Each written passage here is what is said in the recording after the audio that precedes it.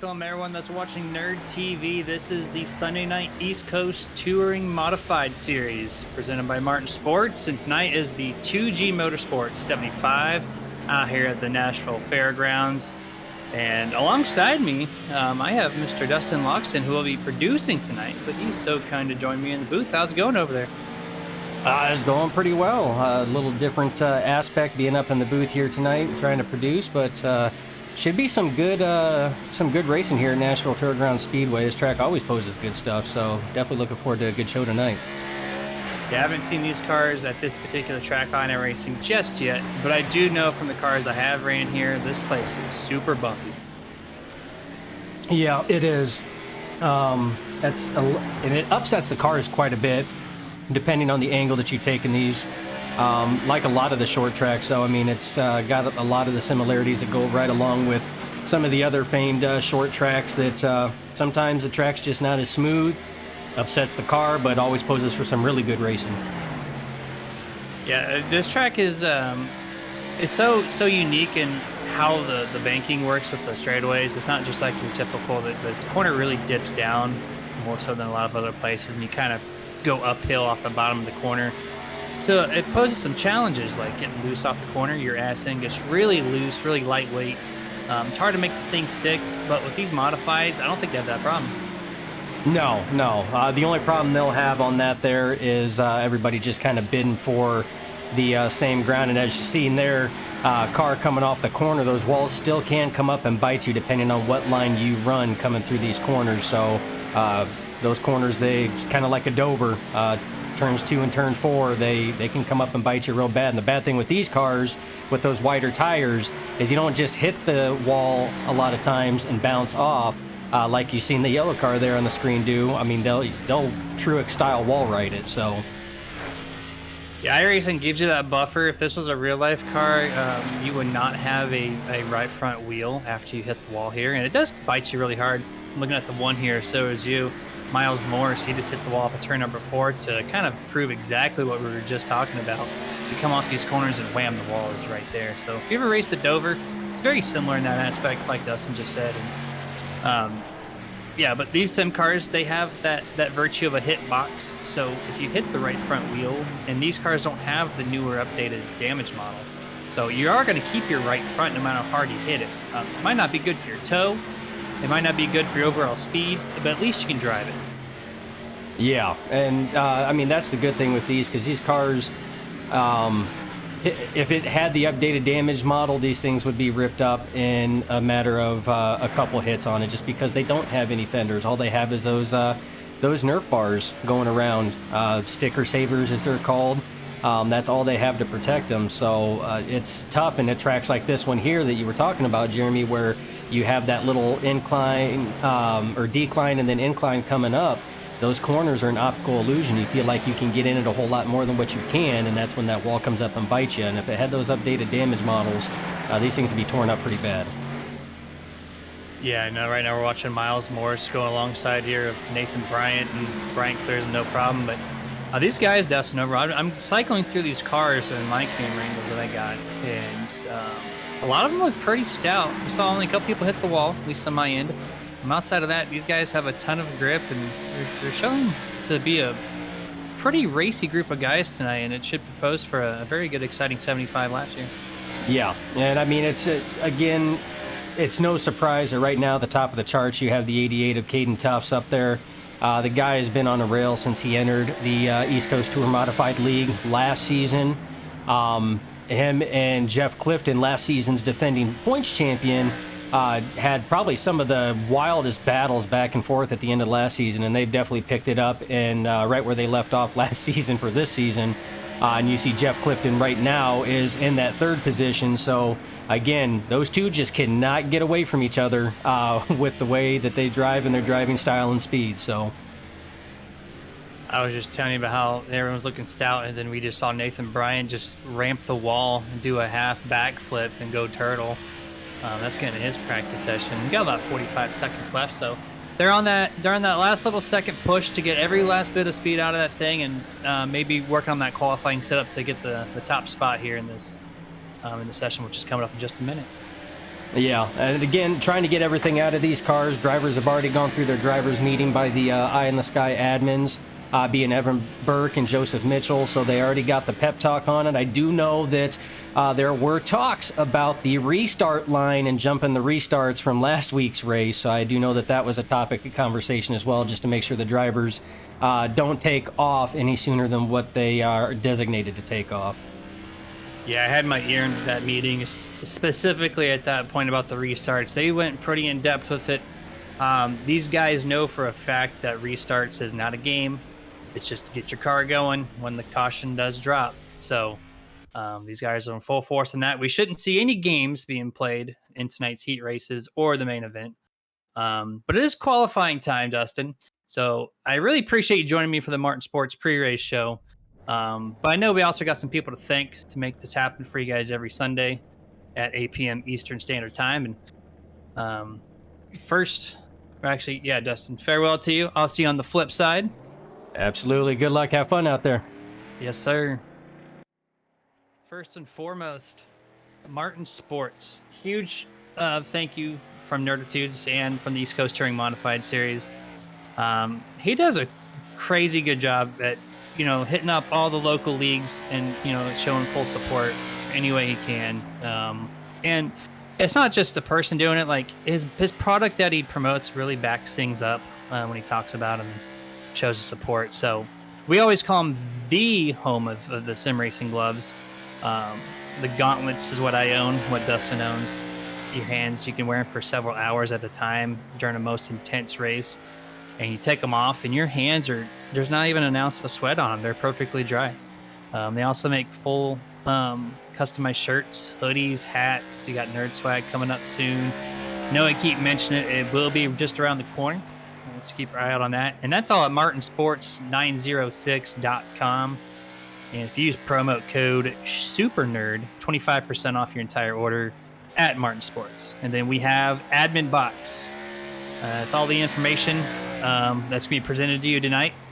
That's going to be the official sponsor for that. And basically, it's an HID controller designed specifically to call out your iRacing administrative commands.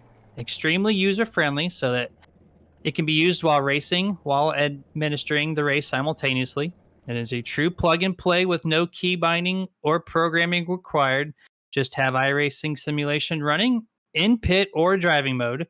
Admin Box features keys that are made of some type of rubber tip too, which is kind of neat. If your hands are sweaty, you're not using a Martin Sports gloves, your fingers might get slippery. Now these are little tactile rubber keys, so you're not going to miss the button. And they're silk-like too, so it's not like a super tacky thing, but it's something you have to experience really. And it helps you out call any type of iRacing command that you need to do, like your black flags, your clear this, or you need to extend a caution or whatever the case is. That Admin Box, super useful for any admins that are looking to make their jobs just a little easier on the racetrack. That's going to be at Admin Box 2X's, and you're going to find them all over social media as well. And then we have Stay Tuned Sports Podcast, the presenting sponsor of the Lucky Dog Award that you might possibly see tonight. It's a podcast started in 2016 by two friends with the purpose of producing a sports show like no other. The podcast was created to be a show that would cover all major sports with a little bit of comedy mixed in. Weekly releases of NFL, NHL, MLB, NBA, college football, and as well as some other combat sports like your UFC and Bellator, and even bare knuckle boxing. So if you're looking for some hot takes mixed in with some good ball busting, then this is the show for you. And remember, you heard the rest. Now hear from the best. And that is going to be at Stay Tuned Sports Podcast.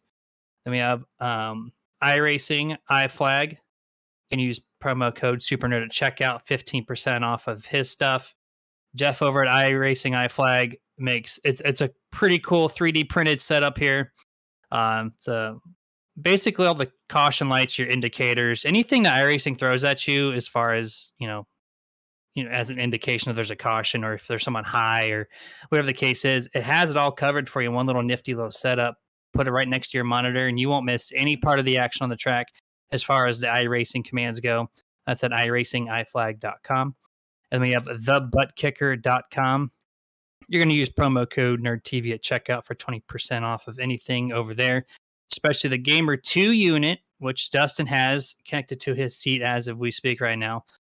Essentially, it brings all the bumps and feels of the race car directly to your sim rig or just to your computer chair, whatever you're sitting on. You could hook up to your dinner chair, whatever. It brings all the feels, really accurate too, surprisingly, and it comes at a really good price point as well. Especially when you use Nerd TV for 20% off. You're going to find all that at thebuttkicker.com/AFF equals 35. And also shout out to nerdfocus.com. The Think Drink keeps you super hyper focused on whatever you're doing, whether it be homework or racing in one of these races. It's that good pickup with a little crash because they do have a sugar-free variant for all the people who do watch the sugars. And of course, they have the original flavor as well. You can get 10% off your entire order with code SUPERNERD.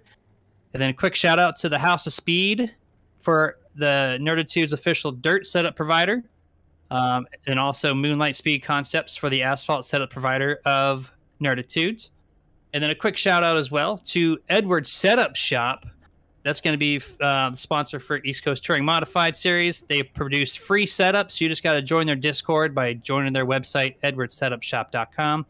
Then we have high-powered race reports, any type of race reports. They come out of good quality, fast production. And then ESW Esports Weekly that covers everything esports related out there in the sim world. All right. We have heat number 1 gridding right now in pit road. And it looks like we have about 8 cars going to be in this grid, 7 in grid number 2 and 7 in grid number 3. The rundown for heat race number 1, it's going to be Caden Tuff taking the pole. You got Jeffrey Clifton, as Dustin said, is your defending champion from last season. It's going to be starting at 2nd. Miles Morse starting in 3rd place. Alongside him on the outside is going to be Nick Reynolds. Inside row number 3 is going to be Doug Turner. And then to his outside is going to be Liam, quote, Gentleman Atwood. And in 7th place, you have Aiden McDonald. And a round out to heat race number 1, Michael Newton. We have just about 1 lap left before this 12-lap heat race number 1 will be underway. And each heat race is 12 laps, which there will be 3 of them before we get going for the feature 75 laps from G2 Motorsports. And we saw in practice, all these guys are doing a hell of a good job keeping up the speed. They're showing a lot of grip. We saw some wrecks, but that's just because with, in the esport world, you can go full ham and not have any repercussions to replacing actual body parts. It's all free. So these guys are looking pretty sporty, and the pace truck has dipped down. Caden Tuff's going to lead the way, waiting for the green flag to fly. Gets to the restart line, and green flag is out. And it looks like Jeffrey Clifton has a really good solid start. But that inside line, Caden Tuff's going to have the preferred line on the exit of turn number 2. It barely clears Jeffrey Clifton right here. Pretty good start. Oh, and then we got to wreck the 54 in the back there in turn number 3 and 4. Heavy contact to the outside wall. No cautions in these heat races, so he's going to get this thing gathered up, get him back up and running, but it looks like that will put him in 8th place as long as nobody else really wrecks out of this thing. Going back up through the field here, 3rd, 4th, and 5th has a pretty good battle. You see Miles Morris here. Just to the backside of him is going to be Liam Atwood. And then we also have, looks like, it's going to be Doug Turner behind him, and then Liam Atwood right after that little 3-car battle here for 3rd, 4th, and 5th. And then back up to the front, looks like Jeffrey Clifton has gotten almost to the back bumper of Caden Tuff's right now, or the bumper bar, rather. There's no bumpers on these things. What am I talking about? Caden Tuff's putting on pretty good speed here, matching his qualifying times at the moment. Just showing how fast that short run really is. And I saw his hands were kind of sawing at the wheel a little bit too, which shows me his car is not running completely up to speed, at least off of turn number 4. Turn number 2 looked a hell of a lot smoother. Let's see if he can make a better run here in turn number 4. Comes off the exit here, and just a little sawing of the wheel. Not as bad. We got a big wreck here in the backstretch. As you see on Nerd TV, the number 2 looks like caution is out. Actually, the admin, Evan Burke, has thrown out the yellow for this wreck because it was a massive one. And woo, that number 2, Mr. Liam Atwood, helicopter. I'm not even kidding. You're going to see this on Nerd TV on this replay. helicopters, I think 3 complete rotations in the air, and then the 16 does a half a barrel right after that. So I guess in this case, the admins had no choice but to throw that yellow flag out, and the 54 barely squeaks by after the wreck was all settled down. That was just too much onto the track at one time, which produced the caution for the heat race. We typically won't see these, but just for this kind of caution, you kind of had to. There's just no way about it. These guys were not getting off on track in time, so we'll get that replay for you here real shortly. Those guys both out of the race, Mr. Liam and Michael Newton. They're expired for the heat race. They're going to be starting toward the tail end of the field in the first heat, or in the main event rather. You see on board right now of Michael Newton. Just comes up, Liam up the track, and then boom. You can't see the helicopter till right there, and then the barrel comes over right afterwards. Pretty crazy stuff. And then if we can get a view of the, actually let me check the lap count here. We might be going back to green shortly. We got about a lap and a half. If we can snag a replay, Dustin, of that, of Liam's car doing the barrel or the 360s in midair. I have not really seen that at all. When it comes to any type of sim race, you're going to see it right here. Gets loose, hits the wall, and then as he gets collected here in the left rear, there it is. Look at that. You got 2, and almost completes the third rotation before all 4 tires hit the ground at the same time. Pretty impressive wreck, but thankfully it's only the heat race, right? So, there's no repair time. It's the virtual world. Whenever these things go green flag in the 75 lap feature, you're going to have a decent amount of work passing a lot of people. Outside of that, he's going to be just fine, no problem. Looks like we will be going back to green flag action next time by. Currently, they're taking lap number 9 completed at the line here. So essentially, it's just going to be a green-white checker to end off heat race number 1. Caden Tufts still leading the way, and Jeffrey Clifton's going to be out to his outside again in that 15 golden black modified. And then you see Miles Morse. Can't miss that white and red car, that number 1 with the bright red bars there. He's gonna be on the inside here. On the outside of him, Doug Turner. I want to see Aiden McDonald and Nick Reynolds, the 6 cars remaining in this race. You're gonna be taking this green-white checker for heat race number 1. That's the first time I think I've ever seen, and actually we just got a caution extended by 1 lap by the admins. So we're might end this thing actually under caution, to be honest. We'll see how this goes. Oh, never mind, they do have an official green-white checker set up for the heat races, so we will see at least 1 more green flag lap before this thing is all squared away, before we get over to heat race number 2. These guys are antsy to get this thing done. Guy I'm going to be looking for is Miles Morris. If he can get a pretty good jump here, I think he's going to have a pretty decent chance, even though Caden Tufts and Jeffrey, of course, at this point you've seen, have a really, really fast car. I would not question them one bit, but I think Miles might have a little something for him as we wait for the green flag to fly. Pace truck has dipped down. Caden Tufts with an excellent restart and left Miles in the dust this time, so that restart he was looking for did not come to fruition. We're going to have a nice little 1.5 lap shootout here for you as they get onto the mid backstretch. Caden Tufts put himself in an excellent position to get this thing done. Great turn 3 and 4. Jeffrey's he's matching his times, but just not going to be enough. It's going to take a little slip up from Caden, which I have not seen all race. These guys are just flying through turn 1 and 2 at 115 miles an hour. Dip it down to the turn number 3 for the last time here in this heat race. And Caden Tufts going to take the checker flag with Jeffrey Clifton 2nd, Miles Morse 3rd, Doug Turner 4th, Nick Reynolds 5th, Aiden McDonald 6th. 7th place and 8th place was followed up with Liam and Michael for that wreck.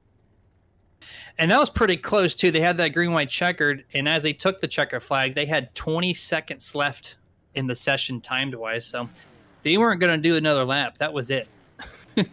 So they cut that real close. But nonetheless, we got heat race number 2 gridding as they get started here. It's going to be Trevor Catalano, followed up with Jacob Torman.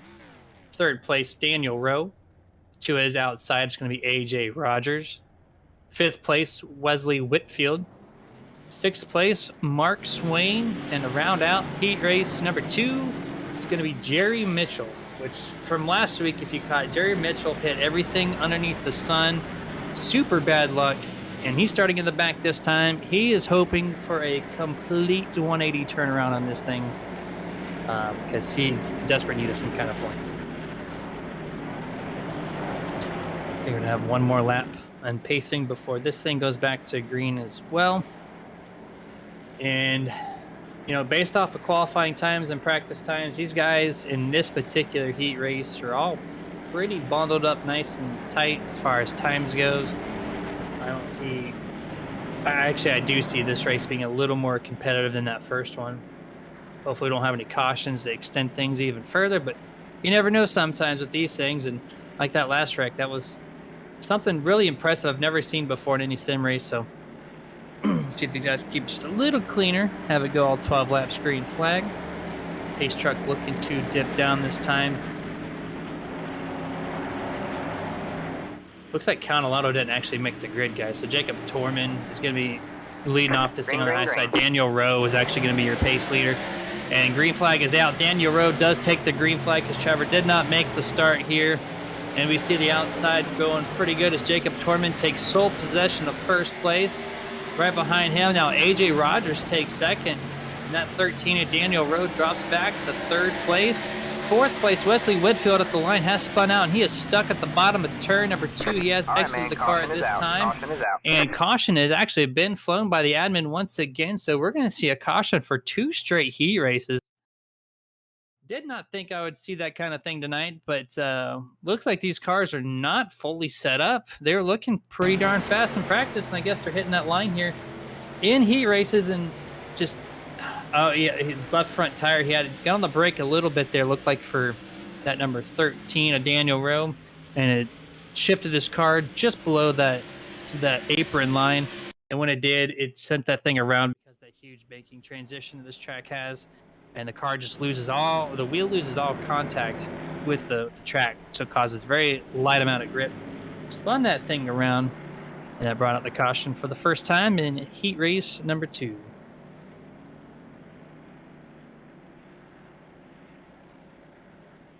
Admin's kind of discussing things on the track because we're almost halfway done with heat race number 2.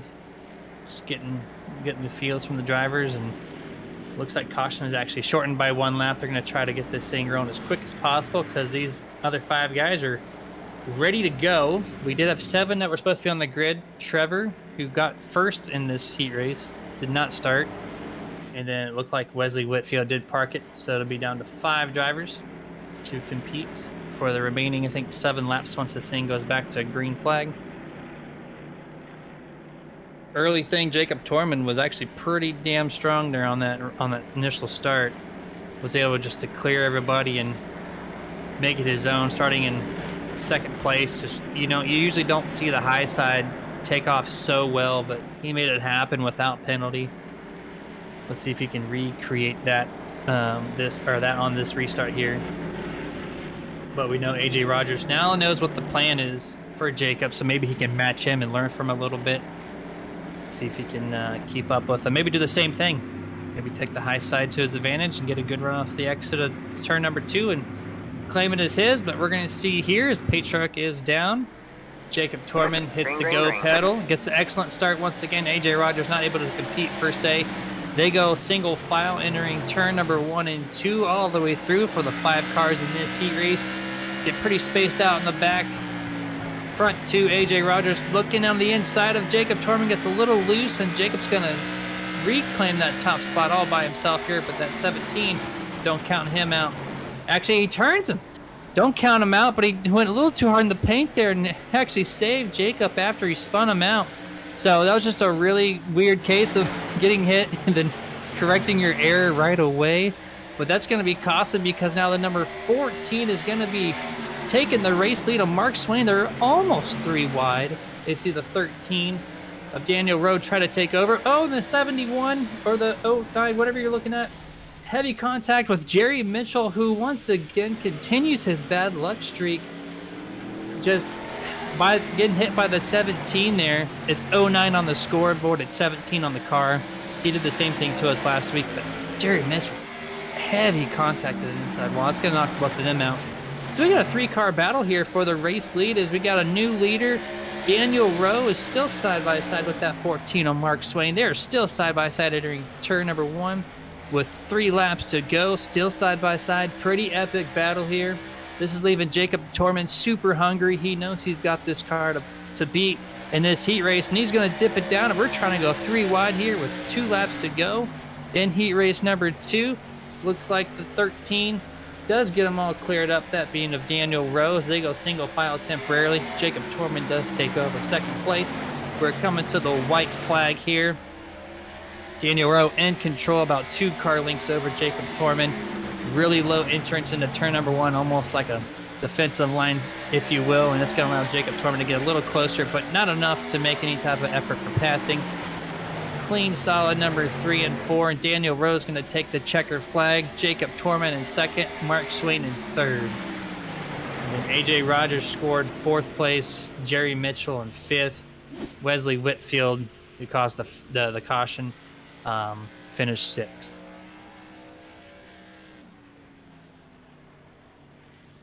We're waiting for heat race number 3, the final heat race of this evening before the 5-minute warm-up session, followed up by 75 laps tonight. Going over heat race number 3 grid, you see Nathan Bryant taking the top spot. He is on the grid, so he will be starting first. Campbell Delaney in 2nd place. 3rd place, you're going to see Edward Marshall. 4th place, you see Aiden Christensen. 3rd row inside is Aiden Hill. To his outside, it's going to be Waylon Turner. And to round out heat race number 3, David Korshney. Pace truck does get rolling. I'm going to do 2 laps pacing one more time. Daniel Bryant, or Nathan, I don't know why I said Daniel Bryant. I got wrestling on my mind. WrestleMania is live. That's probably what I'm thinking of here. But Nathan Bryant, also one of those guys I watched in practice, was looking pretty stout. But Campbell Delaney has his times matched as well, so I'm expecting a really good race between these 2 guys in particular. To see who can try to win race number 3 and claim 3rd place on the road for the main feature here. These guys are getting these tires warmed up. They've seen these cars loose. You see a lot more weaving and bobbing here. When you do that, when you shake your car left and right, that's just causing friction on the wheel to the racing surface, which creates heat, which builds up the air pressure, which in return gives you a not so loose car. So if you have any marbles, that also scrapes them off the wheels as well. So they've seen these cars get loose already multiple times, and they don't want that happening to them. So you see a little extra weaving and wobbing, but pace truck does dip down. We're going to see Nathan Bryan take the start here. We're going to wait for our flagman, which I'll have to have Dustin correct me on his nickname. Something Peter. Green flag, green flag. Oh, Premature Patrick. He always has that flag out real early. Thank you for that correction there. His green flag is out. Nathan Bryant, pretty solid start here. Exiting turn number 2, has the lead all by himself. Campbell Delaney fits in just behind him in 2nd place, and we're still side by side for 3rd and 4th. We see Aiden Christensen on the top. Edward Marshall gets loose on the bottom, trying to be followed up here with that 27 as well of Aiden Hill, as he's now side by side with Christensen. And that number 4 car sitting in 3rd place right now, Edward Marshall, just getting really loose, shifted way up the track that time. Aiden gives him a bump, trying to say, hey, don't do that to me. I'm trying to go places. And they single file out after that. Nope, Aiden's gotten out. He's not done with the 27 just yet. Aiden Hill, they're in the 27. Aiden Christensen behind him. They're both Aiden. So either way I call it, it's going to be correct. They all get it figured out. They are now all single file, shifting back up to the race lead. Nathan Bryant, about a 2-car length advantage over 2nd place Campbell Delaney right now. He's running a little bit higher line than I've seen most of these other guys do, but that's creating him a lane or a launch off the corners. You see him, he comes up a little bit high and then he diamonds the center, and he gets a really solid launch here of the turn number 2. And we see side by side here, we see, looks like Aiden Christian finally figuring it out over David Korshney there, or over Waylon Turner actually. little side-by-side action going there, trying to get anything they can here in the final 7 laps of this heat race number 3. Everyone just all single file at this point. After that little pass there's not much action on the track. They're all 2-3 car lengths apart from one another. Pretty clean heat race number 3. Going back to Nathan Bryant, just holding his ground over Mr. Campbell Delaney. He's run that midline again. Have not seen that a lot. He's making it work though. That exit speed is crazy. He gives a little bit up in the center, obviously, but when you come off that exit, that's where speed is just really shining, and that car has a ton of grip to be able to dime the center like that. This type of track, Nashville, you don't see that, at least to my knowledge. You don't see that too often. He's definitely found something out there that's making it happen. We got 4 laps to go in this heat race. Looks like Edward Marshall in that number 4 is getting a little bit closer to Mr. Delaney. He's 1 car length away. Run just half a lane up higher than him, but gets a good launch once again. Just kind of like your race leader at the moment. Campbell Delaney now got 1.5 laps to figure out, or 2.5 laps to figure out if how he's gonna hold off Mr. Edward Marshall. He's just putting on some good pressure. This is the only battle on the racing surface. Edward shoves up really high there in 3, gets a really good launch on a 4, but this time it actually does not match what he has been doing, so that initial speed on those tires might be scrubbed off. You see him, he goes back to the far bottom of the track this time. Shoves up really wide on the exit of turn number 2 and had a de-throttle just for a moment. So it looks like his car, his little initial umph is gone. So white flag is out for heat race number 3. And going back to your race leader, pretty dominant performance by Nathan Bryant. One more time through 3 and 4. He's going to get this thing settled for himself. Going to start 3rd place in the features. He does take the checkered flag. 2nd place, Campbell Delaney. 3rd place, Edward Marshall. 4th place, Aiden Hill. 5th place, Aiden Christensen. 6th place, you'll see Waylon Turner. And to round out the field will be David Korsney. And this does take us to our 5-minute warm-up session. So it is this time to give a visual thank you to all of our sponsors once again. So we're going to take a quick 5-minute commercial break and meet with you guys up for the main race.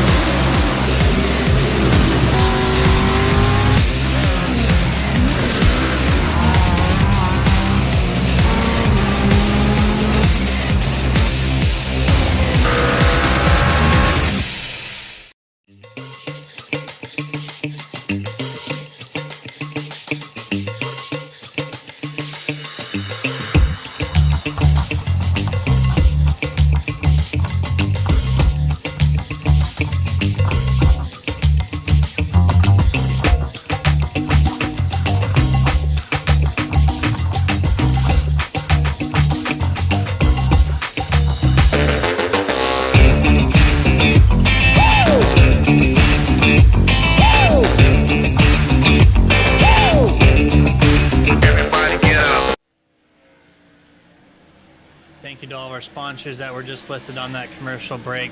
We got about a half a minute left before these guys take their 75 laps to Nashville Fairgrounds. And if you've been watching the side-by-side screen, a lot of these guys are pushing these cars over the limit to figure out what they need to do exactly to tackle this Nashville Fairgrounds Speedway. You're going to see a turtle right there in turn 3. And these guys are just... They're literally trying everything possible. We've seen a lot of wrecks, but that's not for a bad reason. That's just to get their car set up, find that line of what's comfortable and what's not.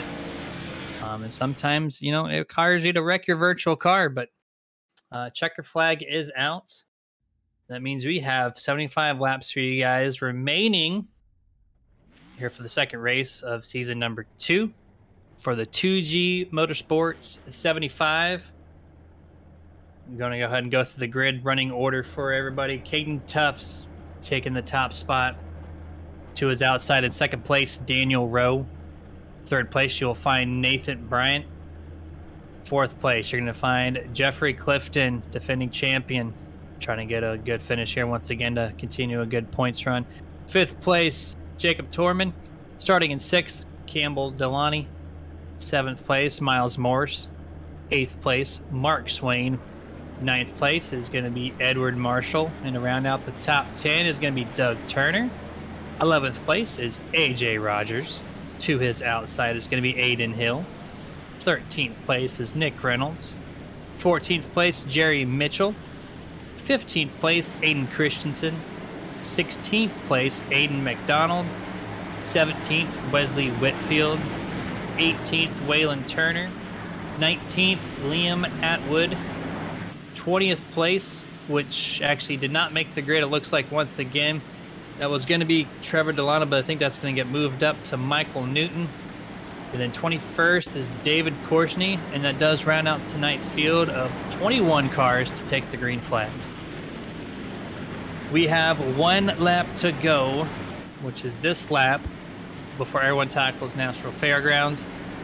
This track has been proven in the heat races that is, even though these cars have a lot of grip, this track is still really tough when you get a lot of cars really close up.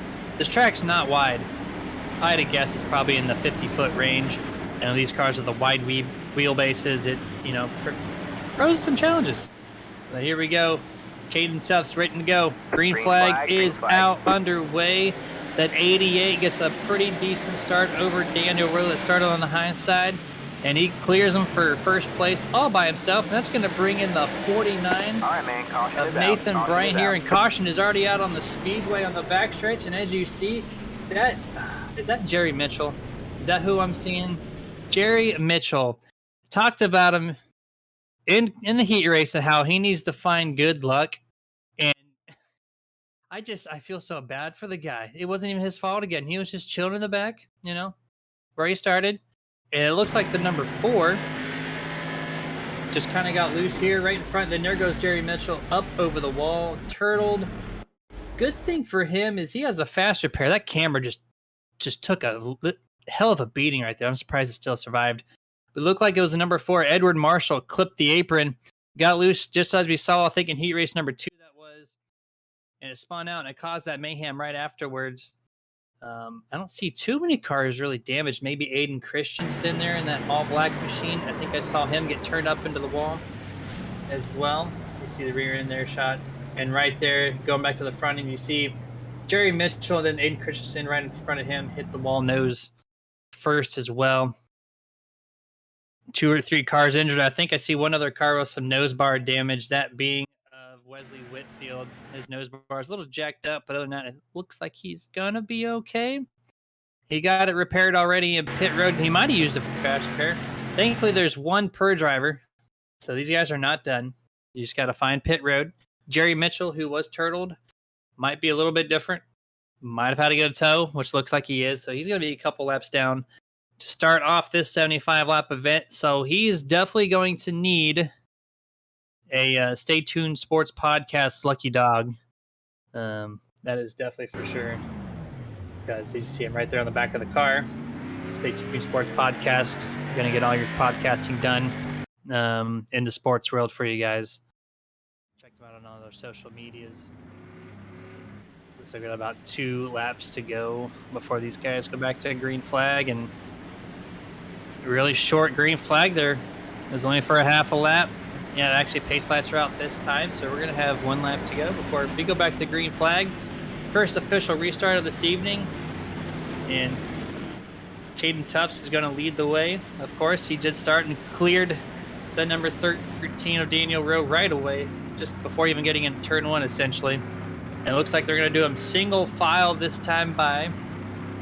Should clean up the restarts in theory. That's why they proposed this. There's a quick caution or whatnot. They go to the high side for the defensive line. You see this sometimes on some short tracks, and it's going to be into effect here for Caden Tufts as he takes the green flag.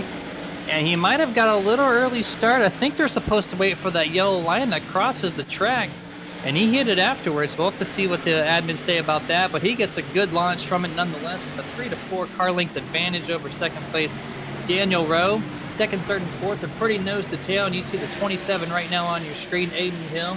Got pretty good side-by-side racing here with the 09, 17 on your screen, but listed as the 09. And then Doug Turner there in that yellow car, that number 9 machine as well. Pretty good battle right there. They get it figured out, though. Single file all the way through the field the rest of the way. Got on the screen for you right now, Nathan Bryant in that number 149 on the scoreboard, just number 49 on the door. He's currently sitting in third place, right on the heels of Daniel Rowe. And, of course, the leader, Caden Tufts, pulling out, just doing his thing. 5-6 car length advantage, no problem whatsoever to go back on board with Nathan Bryan here. Put on a pretty strong run on that 13, put heavy pressure on him. Caution is out on the speedway for the second time this evening. On lap number 5, it looks like. Trying to find that wreck for you guys. See if we can see exactly what happened after that caution. Did not catch it initially. Just taking a look through the field here. Find the moment of yellow. There's the moment of yellow on my end. Looks like we're going to catch it right here on Nerd TV, and it is the 54 rather.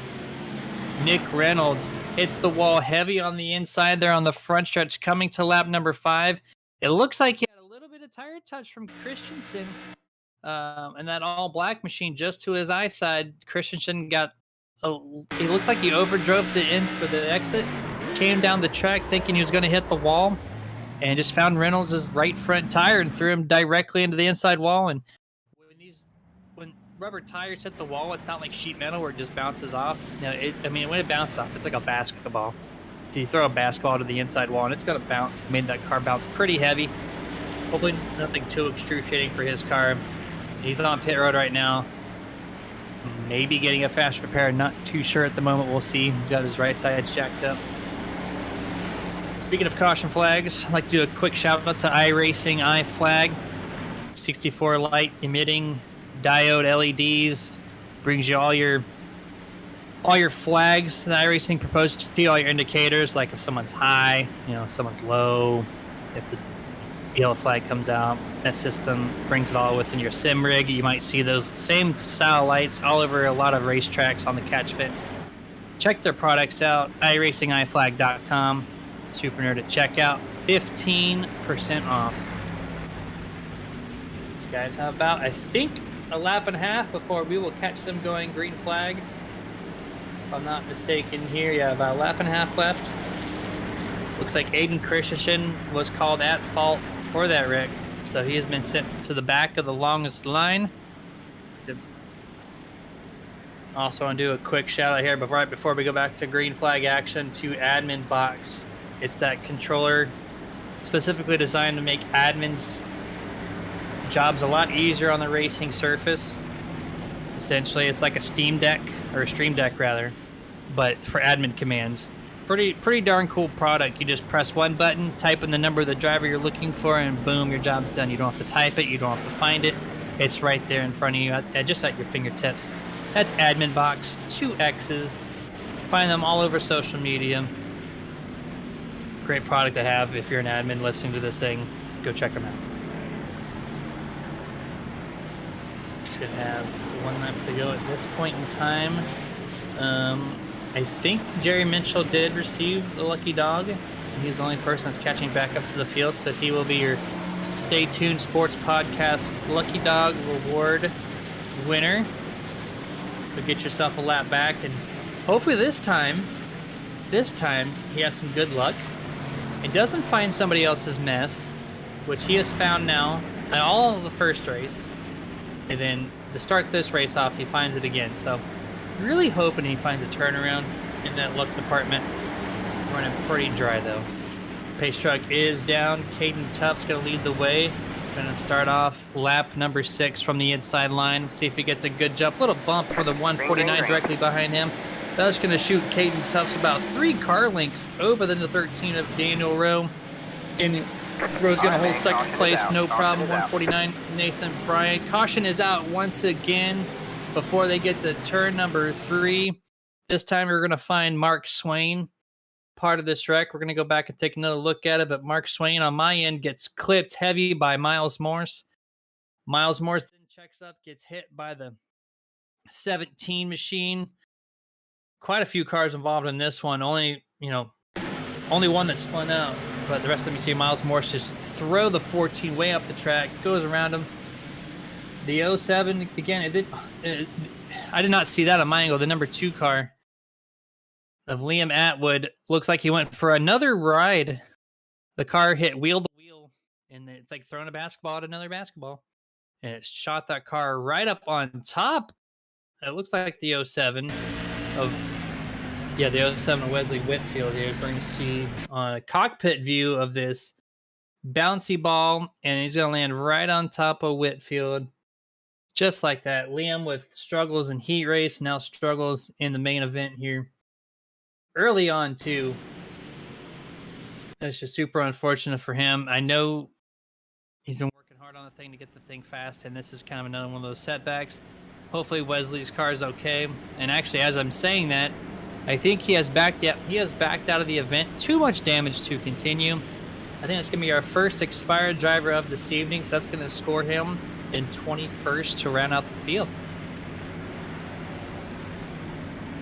While we're under caution here, I'd like to thank another one of our partners since we have the time to do so.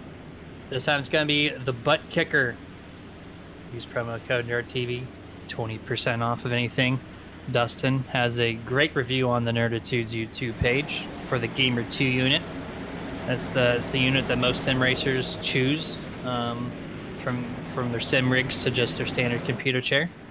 That's the buttkicker.com. Nerd TV at checkout, 20% off. Bring all the bumps and feels of the track directly into your sim rig. Pace lights are out on the truck. That means we got one more lap to go, and caution laps do not count in this kind of scenario. So we're still sitting on lap number 6 of scheduled 75 tonight. Pending we have any green-white checkers, that might extend that a little bit more. But these drivers are really wanting to get it going. We've had 3 cautions in the total of 6 counted laps. Actually 5 really, because they are technically on lap number 6. So they're going to kick off lap number 6 here. Caden Tuff's going to lead the point. Let's see if he can get another excellent restart as they're back to single file this time. Green flag is out. Caden Tuff with an excellent restart once again. He just knows what he's doing on that scenario. Not as much of a clearance from Daniel Rowe this time, as he's about 3 car lengths back, and then everybody else is single file. You got 1 car loose in the back. Looks like he saves it. That's going to be that number 27, Aiden Hill, as he is all over the place. Still really can't get it going, and almost clips the 16. These guys are 2-3 wide, trying to avoid any type of wreck here. I think they finally get it going, but Aiden Hill is really, really loose right there. Side by side throughout the field here. Aiden Hill trying to make some spots back. He's now on the inside of Michael Newton. And that really cool looking paint job, that Galaxy feel, that pink and blue and with the gold mixed in. It's a really nice looking car here. As they go 3 wide, as Michael Newton gets a little bit of a mishap off turn number 2. It looks like he's going to bring his teammate to his inside, clears him, no problem, that being the 61 of Wayland and Turner. Miles Morse comes back around, as he was actually scored the EOL for causing that incident, that last caution. So he's got some work to do to get himself back to the field. It looks like we finally found a little bit of a green streak here. As far as the racing laps are concerned, they've now hit lap number 11. I want to kick it over to the sights and sounds of these cars with what we call Nerd Enhanced Racing Decibels, aka Nerd. So we're going to give you 5 laps of solid sounds that these mule and modifieds take in Nashville.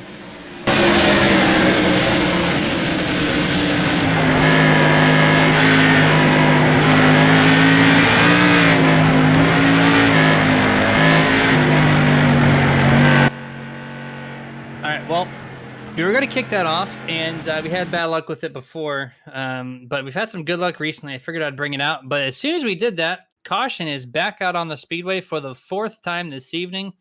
We got to figure out exactly what went wrong here this time around. It looks like it was in turn number 1, and it looks like David Korsney in that number 29 orange modified just got off of turn number 4, hit the wall, ramped it up, couldn't figure out what was going on. You see it right here. Almost gets it straight, gets loose again, and just with the top of his car hits that very top portion of the turn 1 wall. Kind of a weird place to land your car, but he found it, and you saw the engine had some smoke coming out of it. Engine expired. I think he does have a fast repair still in his book, so he's going to use that up on lap number 12. I mean, he's got about 60 laps to keep that thing nice and clean if he wants to make it to the very end of tonight's event here. Once we go back to green flag, I will definitely make sure to bring back that feature, the nerd enhanced racing decibels, because it's a pretty cool thing to hear these sim cars go around the track at a cranked up volume, especially when you don't have to hear my voice. Aiden Christensen actually just dropped out of the server due to a packet loss. That's part of online racing. So let's see if he can get back in here. Then AJ Rogers also has backed out of the server. So we've seen 2 cars back out, 1 falling out. Actually, 2 fell out. We see Liam Atwood also backed out as well. So 4 total cars currently off the track. That's going to present 17 cars left in this race unless we get Aiden Christensen back. While we're waiting on the green flag to come back out, give a quick shout out to Stay Tuned Sports Podcast, your presenting sponsor of Lucky Dog Reward. Basically, these 2 guys, these 2 friends in 2016 was like, let's create a podcast. We're going to crack some jokes and talk about real life sports. And they cover almost every sport basically on a weekly basis. So after, Sunday's over and all the sports are taken care of, switch it over to Stay Tuned Sports Podcast and have a good, fun sport podcast to listen to. Really fun group of guys to listen to. Check them out. They're all over social media and wherever you listen to your podcast. Got about a lap and a half left for Caden Tufts for the 5th time. We'll take the green flag. This is the 4th caution, and we're only on lap number 12 here. So I know caution laps don't count, so we're averaging 3 green flag laps per caution. So I know these guys are antsy, really looking forward to just cranking out some long runs. The only person I guess who would be benefiting from this is Caden, because he's getting some excellent restarts over Daniel Rowe. So it's kind of keeping him in spot. But you got to think that Daniel Rowe he's got to be doing some homework. He knows he's seen his restart 4 times now. Actually 5 times now. This will be the 6th time really. So let's see if he can figure this out here.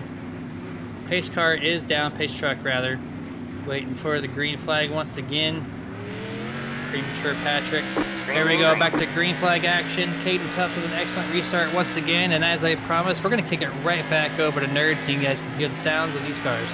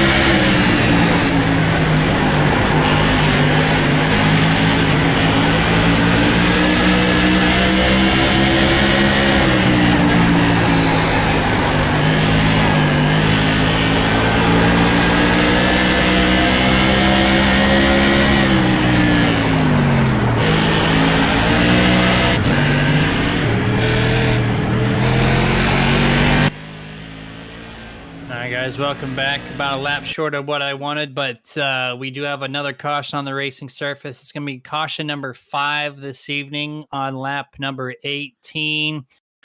We're going to see where this caution came from. Initially did not catch it on my end as well. Trying to find it for everybody here. Looks like producer Dustin has found it here in turn number 1, and looks like the 54 was involved. Not quite sure who we're on board with just yet. I'm going to go back myself. I just found it. It'd be Evan Marshall and then Edward Marshall, my correction there. And then the 18 that did that slide right in front, Aiden McDonald. He came down the nose of that 54. As you see right here, kicks him over.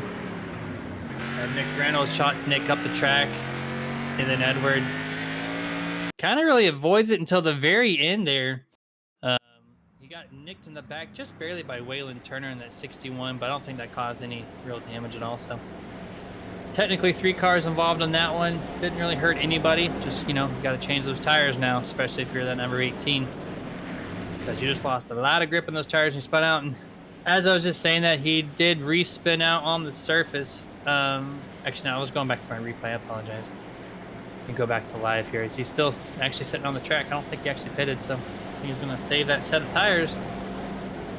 Still got a long ways to go here on lap 18 of scheduled 75.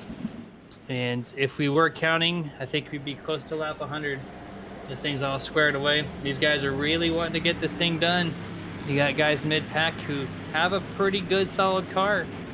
They're just unable to make that gain unless there's a virtue of someone spinning out in front of them that's going to help them propel through the field. But at the moment, Caden Tufts is the one-man band, just kind of doing his thing. As long as he nails those restarts, everything else just kind of falling his way. He's got about, this will be the last lap. One lap left here before we go back to green flag, and they're going to double them up this time. It does look like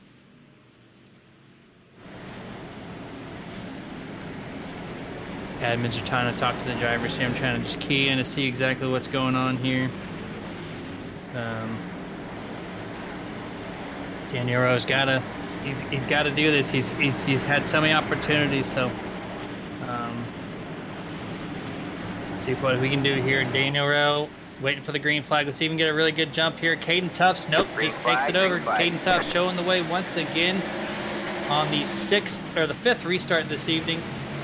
About a 3-car length advantage exiting turn number 2. Daniel Rowe's got some pressure right behind him. From now 3rd place, Jeffrey Clifton, and 2 is inside that number 49 of Nathan Bryant.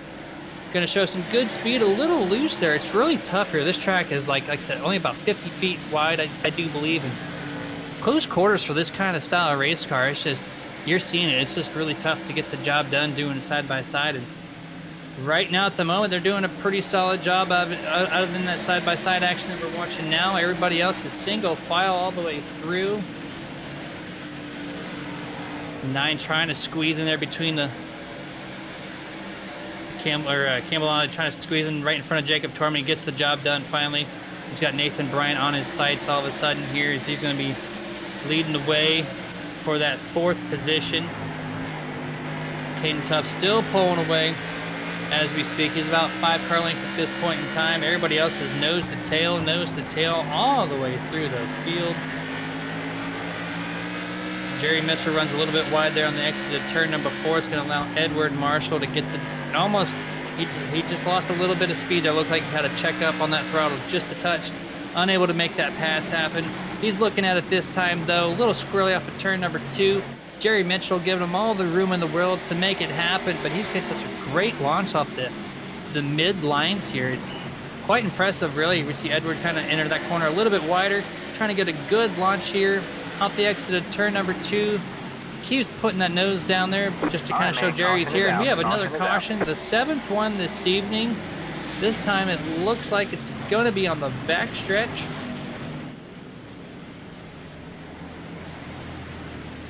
It looks like Aiden McDonald and Nick Reynolds once again. The 2 cars that brought out the last caution are going to be doing it once again. And it looks like Aiden McDonald got really loose, stabbed the brake right in front of Nick Reynolds, and he had nowhere to go, and it turned the 18 around, spun out in front of 2 other cars, and excellent driving there by that 16 of avoiding Nick Reynolds. That 16 car being Michael Newton here, and you see the slow motion of them 2 just barely squeaking. Oh, actually it looked like David Courtney did hit the 18 as he drove by. I was so focused on Michael, I did not realize it. Made a little contact, wasn't heavy contact, but just enough to, hit the right front tire, which, as we said in the pre-race show, thankfully these cars, they had that old damage model, so your front tire is not affected by that kind of contact, so he's got that to be thankful for. You saw it in the replay right there in slow motion, just barely makes that contact. Looks like we got some chat action here on the field. Shouting out Aiden Hill. It looks like we got someone calling out SKL's calling Mr. Tufts Try Hard Tufts. It's kind of a fun nickname. I'm gonna have to use that one throughout this race, Mr. Try Hard out there. I mean, he is trying and he is doing it hard. He's definitely getting that job done. So, on these short runs, anyways, those restarts are just superb. And then he also wants these gentlemen to politely stop wrecking as he's trying to watch his friend race, that being of Aiden Hill. So, for Aiden Hill's sake out there, we need some more green flag laps. And we have 1 lap to go before these guys take the green flag the green flag for the 8th time. 7 restarts plus the initial start. We're on lap number 24. That means we're still averaging about 3 laps of green flag action between each caution on average. That run is just a little longer. Let's see if Caden Tufts can replicate it once again, which, at this point I'm not going to be surprised if he does, because he's been doing just a hell of a job out there. Leading these guys to the field right off the exit of turn number 4. It does it once again to an early 5-car length advantage. And that's going to put that 13 side by side with last season's point winner, Jeffrey Clifton. Going to make a stab at 2nd place for the first time this evening. Getting heavy pressure to the 49X. Oh no, I thought he was going to save it, but he did not. The 149 Nathan Bryan just slammed the outside wall of turn number 4 after almost saving that car beautifully. You saw the smoke pouring out the engine. That car engine is expired. I think he has one of his fast repairs. We'll have to find out here, but that's unfortunate. And he started 3rd in this race, won that heat race number 3, just for that to happen. You see it right there on your screen. Heavy impact to the outside wall. Thankfully, he didn't ramp the wall like some of the other guys has. You see the 18 as well in pit road. That being Aiden McDonald, going to come in and get some 4 fresh Goodyears, at least in the middle of the year. We're going to see if Nathan Bryan does have a fast repair when he does pull in. That car instantly repairs as soon as he hits the stop. Yep, there it goes. Fast repair is used up. Nathan Bryan will be back on the track. No problem there. He just has to go through 17 or 16 other cars to get to where he needs to go. Aiden Christian has returned back to the server. I'm not sure if he's going to be able to get back on track, but it does show him temporarily that he has came back into the server. We will find out shortly if he does make it back on. While we're waiting, I'd like to do another shout out to our sponsors here, because we have a lot of time to do so, it looks like. This time we're going to go to Motorsports, the gloves of all of sim racing. Fastest turnaround in the business for customized shirt orders. They also do hats, hoodies. You might as well just do a full wardrobe at this point. You might have some socks. You might have some underwear. You never know what that guy's cooking up over there. But he's got excellent product, and those gloves keep your hands sweat-free. That's smartandsports906.com. Super Nerd at checkout for 25% off, which that's a pretty generous discount, I would say. 25% off just to anybody listening. Please go check their website out. Martin Sports. Scott Martin himself's pretty badass dude, and so is his products. Looks like we have 2 laps before these guys go green. We'll see if they go single file or double this time. They always rotate, it seems like. So I never really fully am sure how they're going to restart this thing.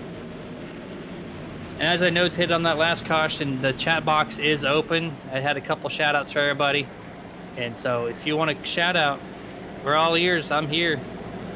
Just this message, you know, find us on YouTube, Twitch, Facebook, on the gaming section, all under Nerditudes. Give you a shout out as long as you make something happen on the comments. Now it looks like on my end,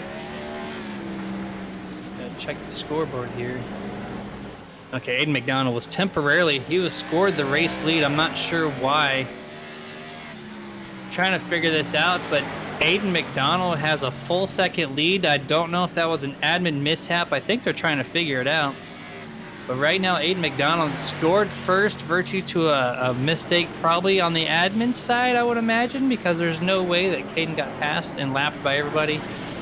But we're going to figure out once they go back to green flag how they're going to settle that out. Caden Tuff's obviously leading the point right now. Green flag is out for the 9th time this evening.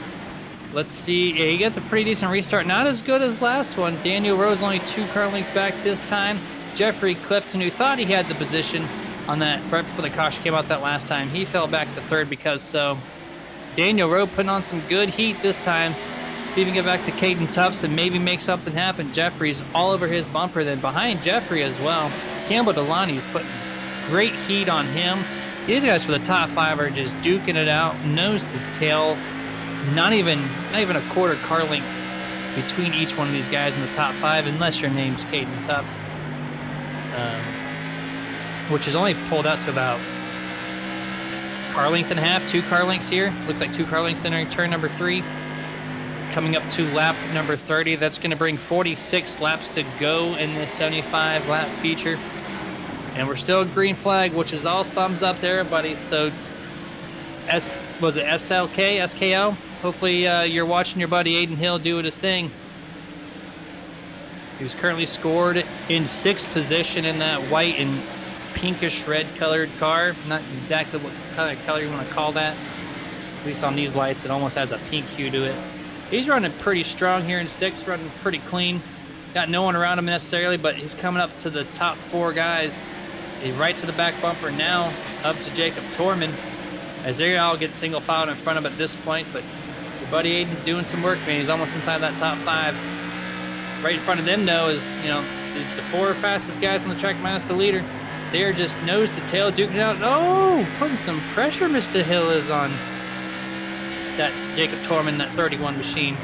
They all get it figured out, though. They are all single file once again, but that 27 puts some huge heat. If we go on board with Aiden Hill, we're going to drive it down to the bottom, get underneath Jacob Torman once again, but just not enough room. Touches that apron yellow line and has to shoot back up the track. Checks up so there's no wreck. He's going to forego that spot, and he's going to reset and try to get this thing going again, but that car is looking mighty fast right now. 2nd and 3rd place also has a pretty good battle. See Jeffrey Clifton trying to hold over Campbell Delaney. This Campbell's just getting some really good corner entrances, but then on the flip side, Clifton's getting some pretty decent exit speed here. As you go on the back view of the last season champion, Mr. Clifton, with a diamond of the corner right there, gives him a good, pretty decent launch, I would say, off the exit of turn number 4. But Campbell's not letting go. He's got a really good stout car through that center. He just needs to find a little bit extra speed on that exit, which he almost did at that point. Looked like he matched the energy of that 15 car. This is still just allowing your race leader just to pull ahead over and over. We do see Aiden Christensen finally back. Oh, we got a turn. Jerry Mitchell. Excellent save there off the entrance of number 1. Just got pile driven by the number 41 of Doug Turner as they enter the corner. Looks like actually Jerry Mitchell didn't realize that Doug was there, and he came down across his nose and spun it, or almost did, that we thought. Watch this save from the rear end of Mr. Mitchell's car, just whoop, and it saves it. These cars, when they get loose like that, it's a fine line because there's so much wheel surface. But we have a huge wreck on the front stretch, though, as we get back going to live action for you guys. Multiple car wreck here on the front stretch on lap number 38. And it's going to involve Mr. Aiden Hill and Jacob Torman I think they had one too many laps of being too close to each other, and they had to break the thin ice. Looks like Aiden Hill just drove it super deep into Torman. Torman wrecks, bounces off the wall, and then slid right in front of, right in front of the number 4 there, Edward Marshall. And Miles Morse, who was directly behind him, got involved. He had nowhere to go. He was just completely blind to what was happening in front of him here. As you see that turn from Aiden Hill, clips him, bounces up, boom, heavy contact. Now, this rear end view should tell a story. See everyone driving around, and you could almost make out what happened there. We'll have to get a second angle for you guys. But huge wreck here. It looks like it involved 3, 4, 5 cars. I would say 5 cars total involved. 149, Nathan Bryant. Unfortunately, he tried to avoid the wreck, got loose, doing so, hit the inside wall, not heavy, but just enough. There's the backside of Jacob Torman's view. Hits the wall, boom, heavy contact there. Slides right in front of the field, and then just, there's that 4 of Edward getting slammed. Miles Morse being completely blind to the fact, drove right through it. Just on the upper half of your screen, you'll find Nathan Bryant spinning out and hitting the wall there, and then he collects the number 4 as they ride the inside wall. 5 total cars involved on that one. I know that's Nathan Bryan's one of those guys that have already used one of their faster pairs too. So fortunate for him, he doesn't have too much damage. I don't think he even pitted. He's not worried about it.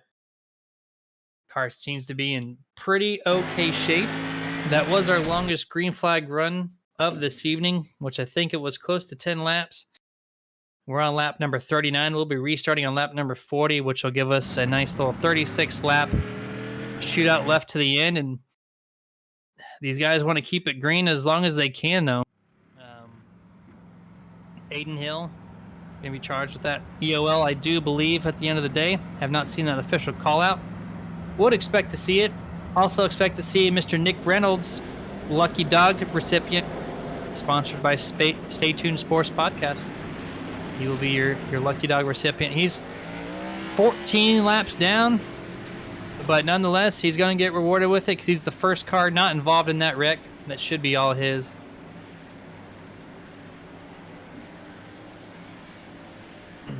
Nice little overhead shot of the track here as these cars are getting all situated. Pretty beautiful facility for a short track, too. It's a really famous racetrack. A lot of people know it. Dale Earnhardt Jr. really pushing for this track to get some main series action with at least a truck series, if not Xfinity is what he's aiming for. Maybe even Cup series, we don't know. They need more grandstands if they want the Cup cars to be here, but you know, when Dale Jr. supports something and puts heavy pressure on it, things tend to happen. So you never know in the near future. This track might get a complete renovation. We might see some truck Xfinity or Cup guys, racing here in a couple years, which would be awesome to see. They already opened up the Nashville Super Speedway, not too far away from this track. You saw that debut last year. Pace truck is down. Caden Tuff's going to be taking the green flag for the 9th time. Green flag is out. Pretty decent restart. Not as good as what he has been getting. These guys are kind of learning from him. We see Cambo Delani, 2nd place, first time this evening in the main event. Jeffrey Clifton right on his rear bumper in 3rd place. Caution is out for the 9th time, I do believe, tonight. Looks like we're going to involve David Korsney this time. And actually, that happened in front of David Korsney. We're going to see, it looks like a few cars ahead of him.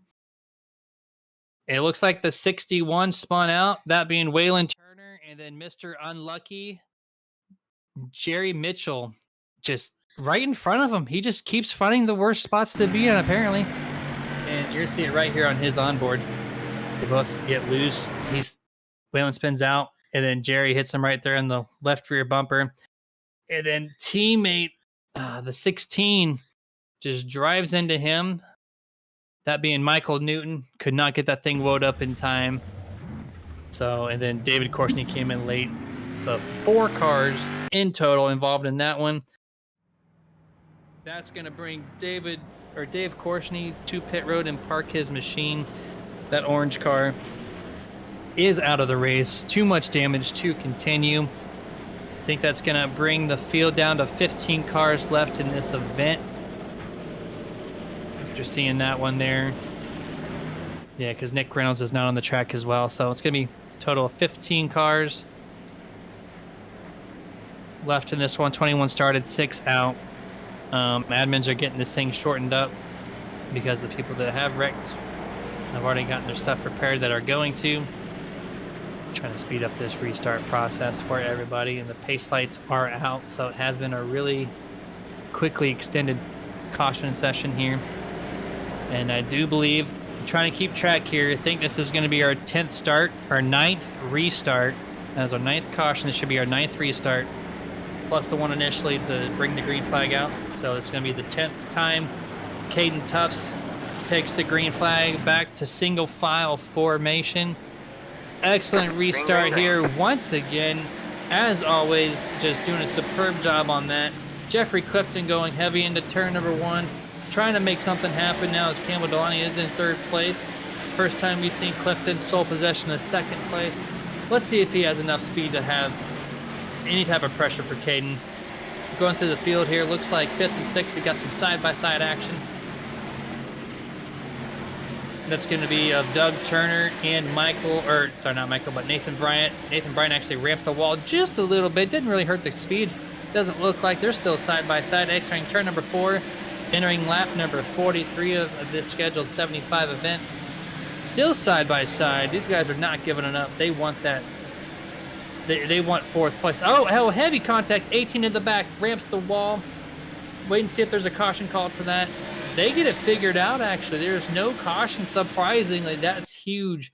18, Aiden McDonald ramped the wall, came down across the nose of Jacob Torman, and Miles Morse gets shoved back up into Edward, and some really weird netcode situation going too, but no caution. You're going to see it right here on Nerd TV. Gets into the wall there, comes across the nose, and door slaps Edward, but at the same time, Edward didn't even feel anything. It looks like his car didn't even get shifted. So Edward Marshall's super lucky on that end, but not fortunate for the 18. But since the green flag is still out, and that's people talking amongst each other about that wreck. Admins are figuring that out. Still green flag though. Caden Tufts, still the man to beat.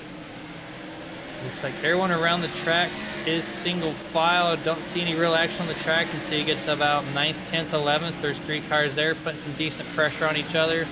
Everybody else is pretty spaced out. That being a little pack of Aiden Hill, Miles Morse, Edward Marshall. They've kind of spaced out since I just brought them up. And then Michael Newton's got a pit for repairs, it looks like we're hearing on the radio. So they just cleared his meatball, it looks like. He had a pit for repairs, and then he had a black flag clear that tells me that the meatball was cleared, which is not an uncommon thing to see nowadays on iRacing. It doesn't fix your damage, so if you pit, you still have to get that repaired, but temporarily you're able to keep going. As long as you don't have to make a pit stop, you are perfectly fine. Going back up to 2nd and 3rd place, that's now the position up for grabs. Jeffrey Clifton still holding it over Campbell Delaney. Entering turn number 1 here on lap number 50, so we have 26 laps to go in this 75 lap event brought to you by G2 Motorsports. Go back to 4th place, Nathan Bryant, really far back of 3rd place, and then looks like 5th, 6th, and 7th, or actually 5th and 6th for the most part, as the next spot up for grabs here. Doug Turner seeing Daniel Rowe all up in his rearview mirror. He's about 1 car length back. Daniel's been top 2, top 3. I think I said G2 Motorsports, I meant 2G. Apparently I have some dyslexia, but things happen, so thank you, Dustin, for that correction on the 2G Motorsports.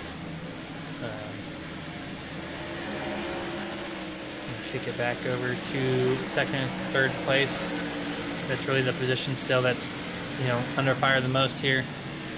Jeffrey Clifton just has an amazing amount of rear mirror image of Campbell Delaney here. Crossing the line there on lap number 54 now, and oh, so close to see get to that back bumper bar of Clifton. He is so much faster. He's being held up. He's just waiting for Jeffrey to make the mistake, and in that position is his. But at the same time, they're actually reeling in Caden. This is the first time we've seen Caden slower than the guys behind him. So even though, Jeffrey's doing a hell of a job mirror driving and at the same time still, he gets a little contact there by Campbell, and the Campbell hits the inside little line there where the apron transition is, gets really loose, saves it. Very nice job handling that thing. Barely getting any loose, and that car could have been shot up the track real quick. That's going to give temporarily Mr. Clifton a great chance to get focused in and gamble back up what he just lost over Caden Tufts. As we are now on lap 75, getting close to the end here is 3/4 of the way in the 2G Motorsports 75. The longest green flag run of this evening. You guys are seeing it. Caden Tufts coming up on his first lap car of this evening. That being the number 16, he does give way. Michael Newton, that is. He's going to give way to second and third place here, it looks like as well. But oh no, he actually checks up Clifton. That's going to bring Campbell Delaney to the inside of Jeffrey Clifton. They are still side by side all the way through. Coming into turn number 1, still side by side. Not sure what was going on there, but Campbell was very thankful that happened.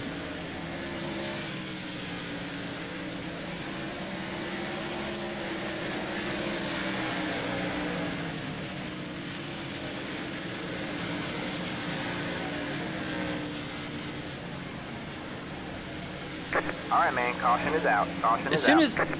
As soon as Jeffrey gets behind Campbell, he actually overdrove turn 2 and sent Campbell Delaney right into the wall. Sorry if you had a temporarily pause there. My microphone was muted. Had a slight cough. Had to give it up. But now I'm back. I'm good. But that's crazy. The caution is out for the 10th time this evening. Jeffrey was doing some really good work. Jerry Mitchell on the top side just choked him up. Had to bring him to the bottom single file there. And then just gets a hell of a run and does not back down. Sends Campbell Delaney into the inside wall. Spins him out. That's just super unfortunate for Mr. Campbell. As we are currently on lap number 60. When these things go back to green flag racing, 16 laps will remain in the 75 lap main event. This is caution number 10. It looks like we're averaging about 6 laps per caution here. And while we're doing so, quick shout out to edwardssetupshop.com, new sponsor here this season for the East Coast Touring Modified Series. Pretty simple website. You just go to edwardssetupshop.com and there's one big button that says join our Discord. You click that, and it's actually a large community that provides not maybe the top-notch fastest setups, but they're all free. So if you're a guy, an amateur, wanting to learn how to drive these things or some other cars that they offer, it's not a bad place to go. They got a community working on setups. They may not be professional setups, but they're faster than the default stuff, and they're free. That's the big point. So edwardssetupshop.com.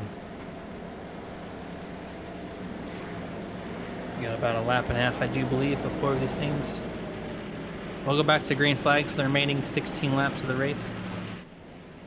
And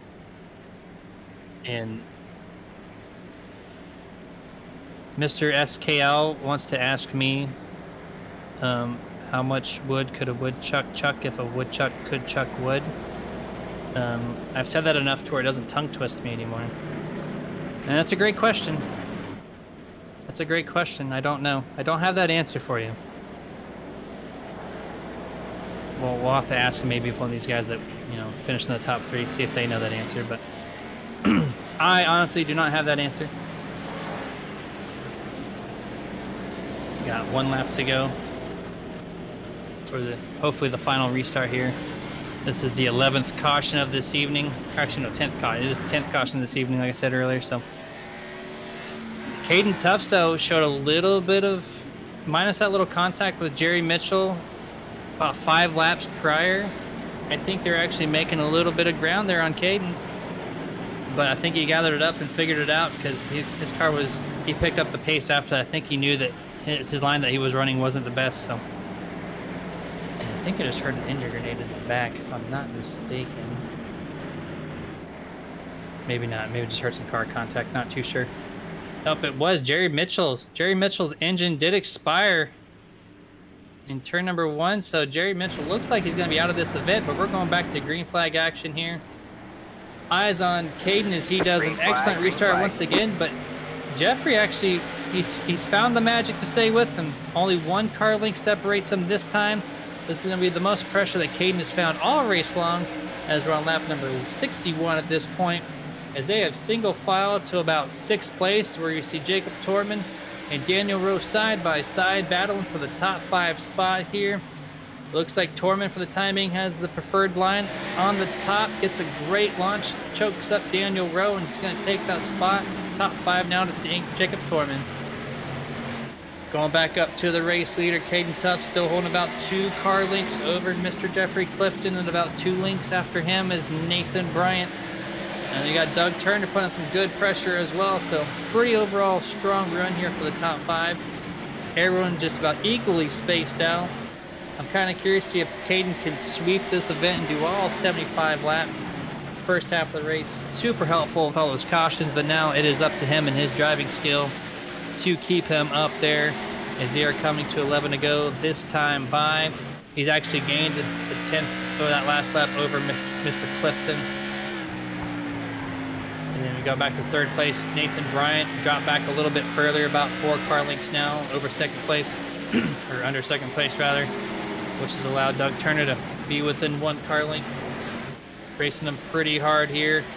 Aiden Hill looking at Edward Marshall and Daniel Rose, or nose to tail. He's hoping maybe they make a mistake to gain that spot from them to maybe get a chance at the top 5. Everybody else just really spaced out. So the eyes are going to be on the race lead at this point here. Let's see if Clifton has anything for Tuft. We are inside 10 laps to go at Nashville Fairgrounds. Oh, contact. We got, looks like Jacob Torman heavy outside wall contact. Keeps it going straight somehow. That's twice we've seen a car ramp the wall with no caution. He did not spin it, almost did. Super great save by him. Caused a little bit of damage, but still going, so green flag action. No one's wrecked. Caden Tuff's kind of separated himself about another 10th or 2 away from Jeffrey. We're starting to see that moment where Tuff's just kind of pulling his own thing here. As we're on lap number 69 of 75, we got 6.5 laps to go. Caution is finally out for the 11th time this evening, and we're going to find Aiden McDonald self-spinning in the middle of turn number 4. Hit the apron transition there, spun it out, and then for some reason just let the car just completely reverse up to the middle of the racing surface, almost to the top wall, and just gathered Waylon Turner, who literally had nowhere to go because he drove up the track. You're going to see it right here. Spins out, keeps at the bottom, which is great. And then this guy comes up and did not expect that at all. He expected him to stay at the bottom of the track, but nope. 18 threw it in reverse, or at least let it coast, rather. Not really reverse it per se, but the car just rotated really high up the racing surface and choked off Waylon Turner's gap that he was aiming for. What's now going to bring out the 11th caution. Aiden McDonald, because he threw it back up the track, was received with a black flag and then was disqualified by race control. So he is officially out of the event tonight. Might see some repercussions between now and next week. We'll have to wait and see what that kind of result looks like. And then as he was talking, his chat's also been disabled. So there's definitely some heated exchanges, which is, when you have 11 cautions and a 75 lap event, things like this happen. It's that short track, that short track temper is what it's famously known for. It's just a product of this racing. We got about 2 laps left. Do another quick shout out, this time to Nerditudes asphalt and dirt setup providers, Moonlight Speed Concepts, and the House of Speed. They help out Nerditudes, bring all this action to you guys. So just a quick shout out to both House of Speed and Moonlight Speed Concepts, both on Twitter. It's houseofspeed.us and moonlightspeed.com. Should be 1 lap to go here as the pace truck does hit the line. So present a 6-lap restart, and actually it's going to go 1 extra lap, potentially. I think yep, we're actually going to be 2 laps to go. Thought that would have been the one to go, but leaders thought so too, as they go side by side temporarily, but realize it's not going to be. With a 6-lap shootout, anything goes at this point. If Mr. Clifton can get that one more good restart, does he have that chance? Does he have the chance to take over Caden, who has led every single lap so far? All 68 laps. You got Nathan Bryant, who has recovered from that wreck a few cautions ago on that inside wall of turn number 4. He is really antsy, really wanting to get there. As we do receive the 1 to go this time. Looks like we're going single file for this restart. So it's going to put Nathan Bryan in a little situation where he needs to get an awesome start because now single file. So he's technically 3 rows back. Really needs to find some magic there. It's actually going to give Mr. Clifton a really good chance here. See what they do. They bring it back to the top of the track. That defensive restart line so no one passes early on the top side of the track. Very common thing to see. Green flag is out. Caden gets a pretty decent launch that time. Jumps to about a 3-car length advantage entering turn number 1. Nathan Bryan gets an excellent start there behind him, only 1 car length back of Mr. Jeffrey. And then 4th, 5th, and 6th. Actually, 4th and 5th really between Doug and Ed are pretty close right now. About a bumper bar's width there. Everybody else single file all the way through. Just under 5 laps to go at this point in time. I'm going to turn our sole attention to our race leaders. We're about 2 car lengths away from each other. Clifton has a lot of work to do with 4 laps remaining. Let's see if he can get this job done and kind of take Caden off his throne here. Who's been the class of the field so far at this point. Clifton with a really good 3 and 4. I think he made up a little bit of ground that time by.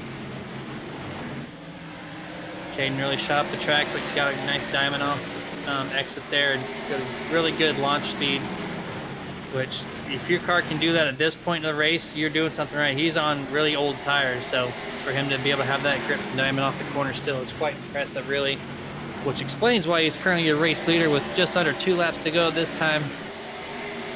Still about 2 or 3 car lengths away. Coming to the white flag. Patrick has the flag in hand. We are seeing the white flag. Doesn't look like anybody's going to have anything for Caden. Just clean as a whistle here. Going to take it into turn number 3 for the final time in the 2G Motorsports 75. Caden Tuff's going to lead every single lap. Take the checkered flag at Nashville Fairgrounds. Jeffrey Clifton follows through in 2nd. We're going to see 3rd place Nathan Bryant, Doug Turner 4th, and Edward Marshall rounds out the top 5. Just a hell of a run there by Caden. Curious to talk to him during the post race and see what kind of prep time he's had in that car. That car was just, no one could touch that at the end of the day. Super fast car. Does some burnouts for us, at least a half circle burnout. This is going to be the start of the Motorsports post-race show, which I know you've heard my voice all night, but my producer has been oh so thankful on my behalf to join us for the post-race. There he is. How was that race on your half, man? That was an eventful race. A lot of action going around, but again, nothing that I wouldn't have expected coming from the Nashville Fairgrounds Speedway and this style of track. So guys left everything out there, man. They gave it their all, so it was a good show. Yeah, we're going to go down the finishing order here for everybody to show where everybody has finished, especially one of Aiden Hill's biggest fans tonight out there on the chat. We see Caden Tuff's 1st place, Jeffrey Clifton in 2nd, 3rd place Nathan Bryant, 4th place Doug Turner, 5th place Edward Marshall, finishing in 6th, who gained 6 spots, started at 12th, finished 6th. That's going to be Aiden Hill. 7th place is going to be Jacob Torman. 8th place, started 8th, finished 8th. Going to be Mark Swain. 9th place, who was your, alongside your pole sitter, started 2nd, finished 9th. That's Daniel Rowe. 10th place, Miles Morse. And everybody else really is a lap down behind them. Michael Newton, 2 laps down, finishes 11th. 12th place, Campbell Delaney. 13th, Jerry Mitchell. 14th, Waylon Turner. 15th, Dave Korshnick. I keep saying David, I don't know why. 16th will be Nick Reynolds. 17th, AJ Rogers. And then 18th, Wesley Whitfield. 18th, Liam Atwood. 19th will be Aiden Christensen. Actually, 20th is Aiden Christensen. 21st, Aiden McDonald. And Trevor, who did not take the field, technically does finish all 75 laps down in 21st. Yeah, so crazy race for sure. I know, Jeremy, that you're definitely looking forward to getting some of these guys in there, especially the battle that Tufts and Clifton had there, trying to, chase down each other and, try to swap out that position. How about Nathan Bryan? I mean, come on, so strong there as well. Got himself a podium position, so I know you're looking forward to pulling these gentlemen in the booth and having a few words with them. Yeah, absolutely. I think he's ready. I think he's in the waiting channel waiting for us. Mr. Nathan Bryant, you got a copy? Yes, sir. Hey, man, congratulations in that wild race at Nashville Fairgrounds. You did come out with the top 3. It wasn't with some bad luck mixed in. Tell us how you got that car repaired and got back up to the top 3. Yeah, luckily I was able to, I think actually the motor blew during that wreck, so luckily was able to chug it into the pits, get the fast repair, then slowly work my way back up to the field. How did you feel whenever you got involved in that wreck on the front stretch after you got the fast repair taken care of, and it looks like you got on the binders a little too hard and hit the inside wall? Did you think at that point maybe the car was out of commission enough to get back to the top 3? I don't know. I said some choice words that we probably can't repeat, but no, I nailed the brakes. I saw the people in front of me wrecking, and it was just a habit to yank the wheel, so I ended up spinning out. Luckily, I only think the right front hit the wall. But the car was okay after that. I was hoping me having that fast repair and the new tires was going to benefit me in the end, but Caden and Jeffrey there had really good rides. Yeah, that they did. They definitely had some hot rods, but you can't undertake and undercut your ride as well. I mean, you had definitely had a rocket coming out there, won your heat race. With everything that took place and that caution that happened on the front stretch there, if it worked out a little different, do you think that you would have been able to have anything for Clifton and Tufts there with the speed that you carried through from the heat race into the feature? I don't know. It always seemed like when, because I was in third there for the last maybe 20 laps, that whole time it seemed like I was just lagging behind him. I was gaining on the guy behind me, but whatever they had, their old tires, they must have some secret juice they're putting on them in the pits. But yeah, I don't know. I don't think I would have had anything. I think I'm fine with third. No, I tell you what, seeing as everything that had happened, I mean, expired motor, had to use that quick repair, fought your way back to a third place. I agree. I would be slap-ass happy with the third place. I mean, you did a hell of a job driving your way back up there to get yourself a podium, so fantastic job on that. It was a damn good bit of driving that you did there. But with that said, I mean, this is your moment. You were in this spot on the podium. Is there anybody out there you'd like to shout out to? Anybody you'd like to give thanks to? Yeah, everybody on my car. We got Skyworks, McConey Setup Shop, Don's Welding, Haynes Supply, Bison Scaffold, Thermal Foams. I'm sure I'm probably forgetting people. Buffalo Concrete, Don Adams Act Design Studio for giving me a nice looking ride, and any of my family and friends that decided to hop on and watch. And thank you to you guys too. Well, we appreciate that very much. Thank you for putting on a hell of a show and being a part of that as well. So again, we're going to let you go and relax and kind of calm down and wind down a little bit with your crew and team. But congratulations on your third place finish. Appreciate it. Thank you, guys. You're welcome. Yes. That is Nathan Bryant, your third place finisher. And I believe that Mr. J Stan has our second place finisher, Mr. Jeff Clifton. You know, I do believe you're correct, and I do have him here right now. Mr. Clifton, you got a copy? I do. How are you guys?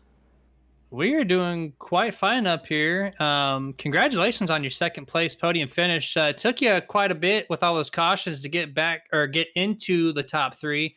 And once you're there, you kind of made home and stayed there.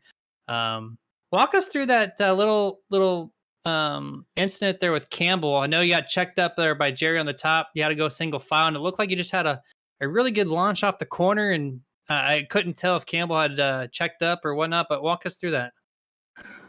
I mean, I'm not really sure what was going on in Campbell's perspective there, but those 2-lap cars there, they just had a hard time getting out of the way, it seemed. It was pretty squirrely with the, I'm not sure what number that car was, that purple car.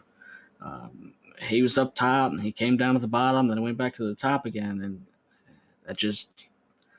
that was pretty dangerous. And then Jerry, he wasn't as much of a problem. He was fine. He went to the top and he stayed there, but when we were coming off the corner there, I guess Campbell couldn't get the momentum he could have if he had the whole track to use, and I kind of did, and it just created an incident. I obviously didn't mean to get into him, and I feel bad that he pretty much got the crap end of the stick there. So I wish I could take that back, to be honest with you. Yeah, we completely understand it. It is short track racing, and things do happen. And I think it was a 61, that purple car that you mentioned, Waylon. I think that was him that was on that high side that came across. It did get a little dangerous, but you guys able to figure out that one. And turn to the positive side, though. Finished second place after that wild race was, with 11 cautions, I would take a top three all day. You didn't have much opportunity to make your passes, and you were able to do so in a pretty dominant fashion. Do you think you had anything left on Caden, or do you think you maybe had could have done something a little differently to get that top spot? Yeah, I feel like I had something for Caden there at the end, but we just had too many cautions for me to do anything with it. There was a small green flag run there where I was closing in on him, and I knew that maybe he burned his stuff off a little more than I did, and I feel like if we went green for like the last 20 laps of the race, I probably would have had the opportunity to at least make an attempt to get by him. But second is fine. We're happy with second. I really wanted to repeat win here because we got the win here back last season over Vernon. That's where my season really turned around and didn't look back after Nashville last season. So we'll go into Iowa next week and I'll try to get a win there. I really like Iowa. I've never really raced a modified on there before, so I don't really know what I'm looking at. I'll put some practice laps in and we'll see what happens. Yeah, as you said, last season you had such a good run here. Like you said, that was when your season turned around. You captured your first victory there and never looked back all the way to the season championship title. So you did a fantastic job. With tonight, I know it was a topic of discussion was restarts. How crucial were the restarts, as you had talked about? You had so many cautions go on. How crucial were the restarts, and how detrimental was that in you trying to get up there and battle with toughs and make an attempt to get around them? Yeah, being on the inside was where you wanted to be. I didn't get a lot of opportunities to be on the inside, so I had to make the most of what I had. I did get around Nathan on the outside, which I was surprised at. I think maybe he had burnt his stuff off, and I was able to get around him, and that was for third, I think, and then I didn't look back from there. But yeah, restarts were absolutely the most important part of this, especially with there being so many cautions tonight. That was pretty much the only time that you had the opportunity to pass anybody was during the restarts. And man, I feel like I had something tonight, but just ran out of time. And that's the always the story when it comes to racing. You know, always wish you had 5 more laps. But I tell you what, you made it happen on the outside. You made it happen on the inside. I mean, you had good racing all the way around. You put yourself in position, got yourself another podium. So continuing on that strong run from last season, I definitely look forward to see what you can do the remainder of the season because you always run strong. So again, congratulations on your second place finish. But again, this is your moment. It's your time. You know how it's done. You've been here before, man. Go ahead and give those shout outs. Absolutely. First of all, got to thank Evan and Jacob over at the East Coast Tour Modifieds. They had their hands full tonight, as they usually do, but they took it in stride and they did an excellent job keeping the race pretty much under control. And, man, I know how hard it is, so you got to thank those guys for all the work that they put into it.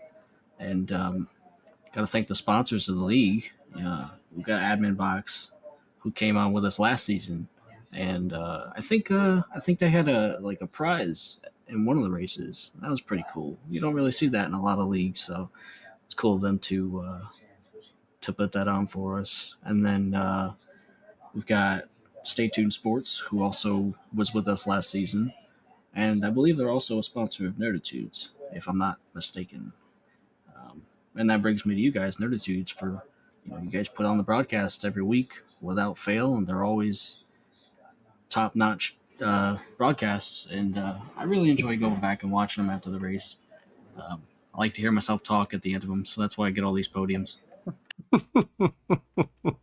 I tell you what, you're definitely being able to do that thing, getting those podiums and being able to listen to yourself talk there. So, but either way, man, it was a hell of a run. You did a hell of a job on there. Second place finish, continuing your stride there.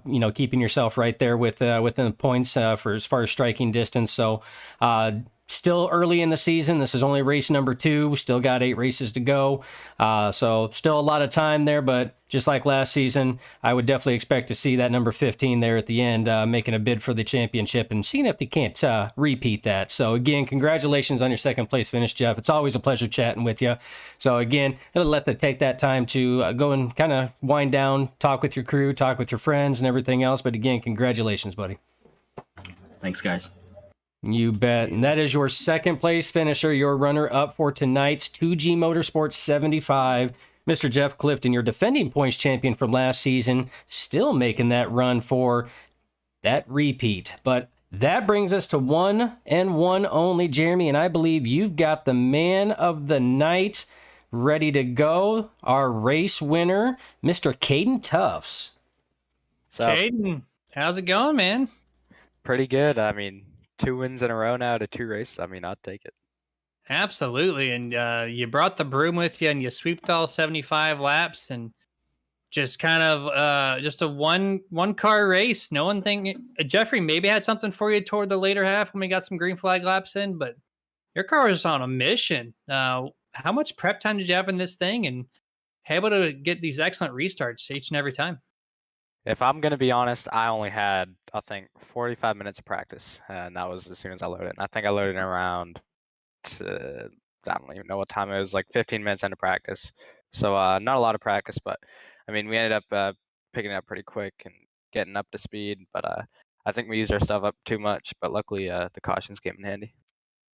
Yeah, cautions kind of preserve those tires for sure. So if you were using them up a little fast, you can definitely play huge thanks into that.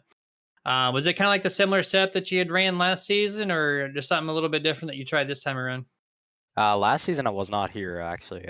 I joined halfway through last season, but from what I felt, this setup was pretty amazing. I mean, it was a little loose at the start, but it ended up tightening up a little bit. I like that. Other than that, yeah, the set was great. Well, I tell you what, man, it's becoming common practice to see that 88 and that 15 in the post-race podium shows. I think at this point, we're just going to start paying you guys to start doing your own podium interviews here by the time it's said and done. But I tell you what, man, you had a rocket ship right from the get-go. A lot of good racing out there. Tell me about those restarts, because I mean, it's unlike a lot of other races that we have had. It seemed like the cautions came out there, and it really set up for those restarts, which really played and weighed a toll on those restarts and how important they were. So walk us through your mindset on those restarts and how you capitalized on those as much as what you could. My goal for the restarts was just always have a different timing so they didn't expect it. I mean, it sometimes can cause checkups because people are used to you going at one point and then another point, but luckily there was no checkups that I know of, but we ended up getting on the good side, not missing any shifts or getting any tire spin, and ended up getting a decent gap through the field.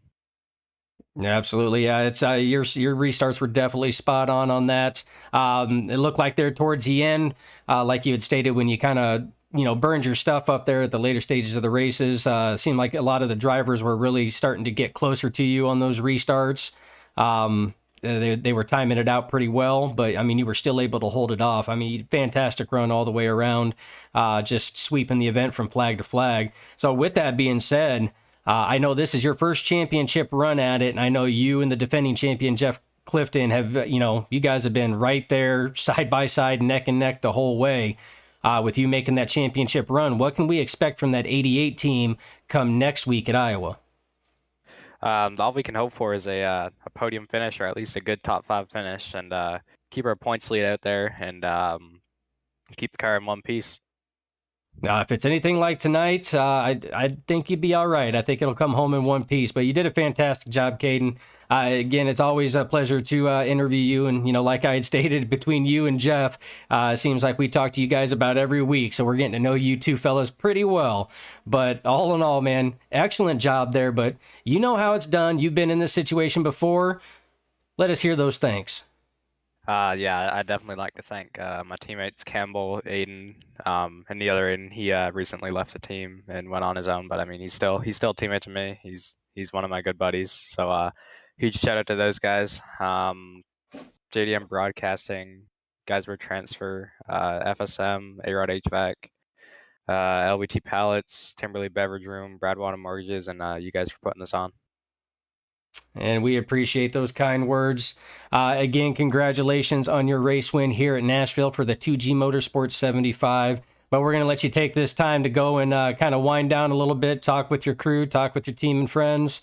And we look forward to see what you can pull out and see what you can do next week at Iowa. Thank you guys. Have a good night. You as well. That is your race winner.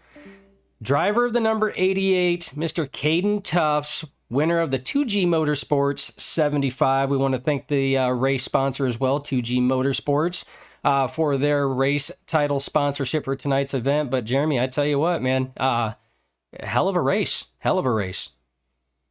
Last half was definitely what we came here to watch. The first half it took a little longer than normal to get this thing rolling, but when we did, these cars are bad fast, and the last half was a pretty impressive performance by a lot of guys out there, that's for sure. Yeah, it was. It was an excellent show. Like I said, I mean, cautions at short tracks. I mean, it's to be expected. It's short track racing.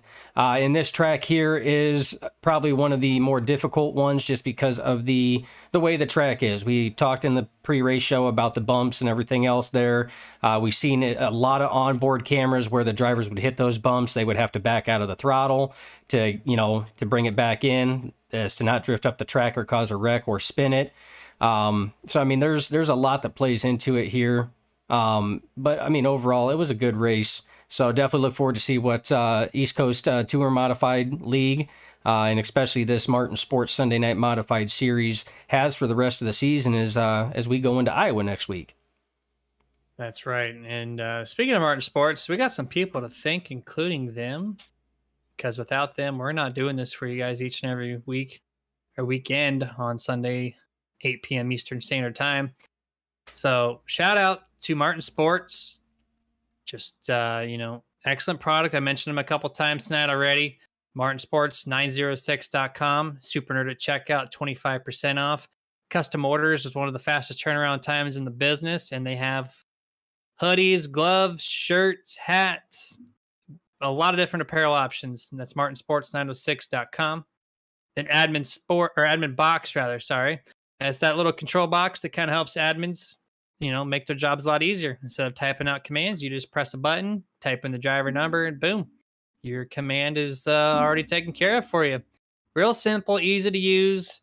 Go check them out all over social media. Admin box with 2 X's. And then we have Stay Tuned Sports Podcast.